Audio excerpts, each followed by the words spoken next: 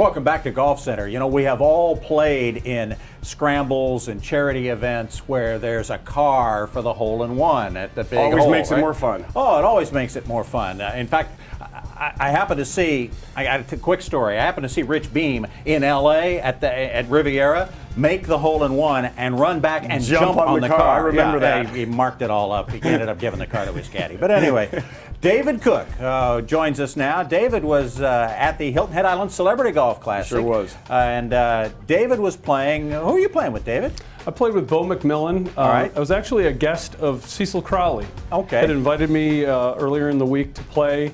We were doing some work in his home, and he needed a fourth to fill out the group. How about that? How about that? You run Low Country Finishes, right? Yes. Okay, so that establishes all of that. You're playing in the golf tournament. Who's your celebrity? My celebrity was Bo McMillan, celebrity chef from the Food Network. All so right. he ate well anyway. Absolutely. Well, I got some great recipes anyway. Yeah. They both love kitchens, I know that. Yeah. You're playing in the, 13th hole at Wexford. Tell me what sir. happens. Get up on the tee. I think it was playing about 165 into the wind a little bit.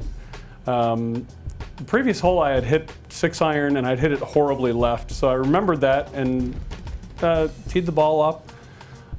Thought about making a good swing, proper ball position. I hit the ball, it took one bounce and went in the hole. Did you get to see it go in?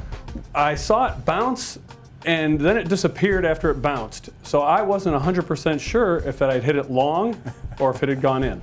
They have greens there just a little elevated, some of them, and sometimes it's tough to tell. So that's one of the questions I always ask somebody when they made an ace, because a lot of holes, sometimes it's hard to see. Your reaction to the hole-in-one. You didn't react till you got up to the hole? I didn't react till I got up to the hole. We had driven around the back of the green, parked the carts. I walked up, and I could see where the ball mark was, and I kept thinking, it's got to be in.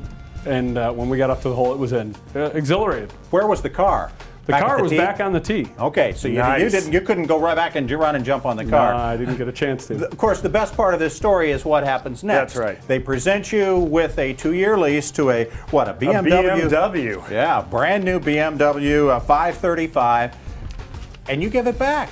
Yeah, that was my initial thought after we had all walked up to the next tee. I don't think we're even on the next tee, and I thought to myself, I've played in this event for about 10 years. Previously, I'd been hosted by Dave and Jeannie Harder of Hilton Head Glidden, and had always been invited to play, but had never been a paying participant.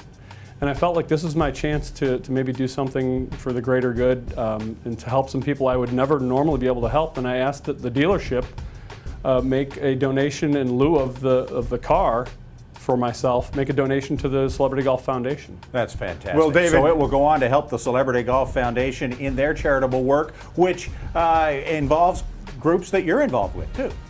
Yes, it does. My daughter had gone to Providence Children's Center for daycare, and I know that they've benefited a lot from the tournament.